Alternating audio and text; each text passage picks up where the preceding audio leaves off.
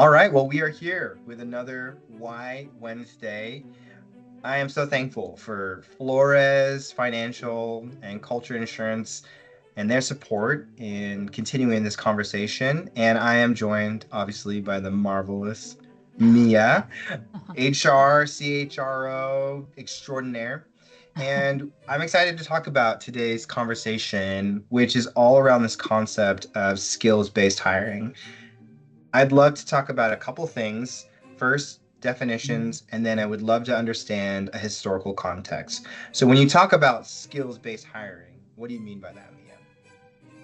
Well, when I talk about skills-based hiring, let me go back to especially here in California, where unemployment, as I mentioned earlier when we were talking about this, Raizan, it remains historically low, and the fight for top talent is tighter than ever. The old way of hiring it isn't cutting it anymore, right? And what I mean by that too is like for years, many companies relied on degrees, job titles, and years of experience as their main hiring filters, right? Okay, how many years of experience did you have? Okay, you know what? If there's any gaps in experience or there's no experience at all, okay, cross that out. We'll just keep it in file.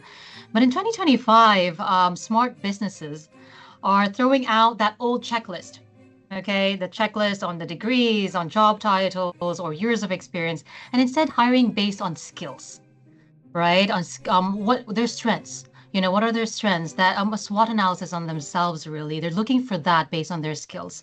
It's far and few between, based on what we're looking for right now. It's hiring is now based on skills, as I mentioned, potential as well, and adaptability. In the ever-changing demands of the world that we currently live in, adaptability is definitely key as well. That goes hand in hand with skills and potential. I want to connect with regard to that. I actually was making notes and I thought that was excellent.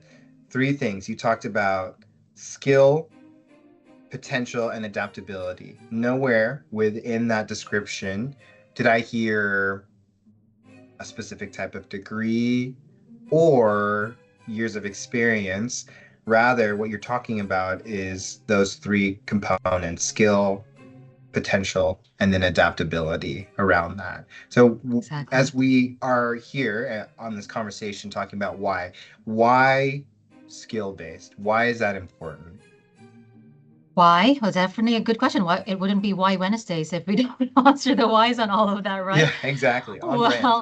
Well, first and foremost that comes to mind is because as I also mentioned, the real world demands are changing too fast.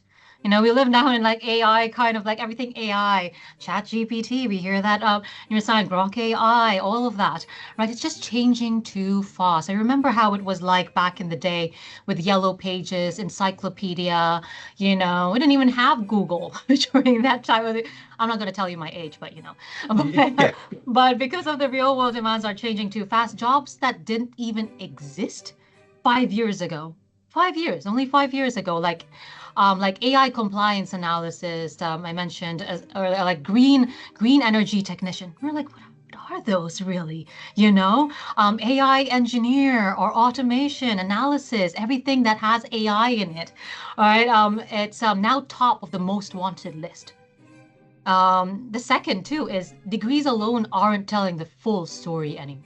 You know what is? Skills are. So that's the reason why.